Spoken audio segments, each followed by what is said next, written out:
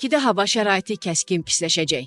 Yeni Sabah məlumat verir ki, aprelin 10-dan etibarən paytaxtda yağış yağacaq. Havanın temperaturu gündüz 13 dərəcə təşkil edəcək. Bu da öncəki günlərə nisbətən 8-10 dərəcə aşağı deməkdir. Aprelin 13-dən etibarən isə paytaxtda havanın temperaturu yenidən yüksəlməyə başlayacaq.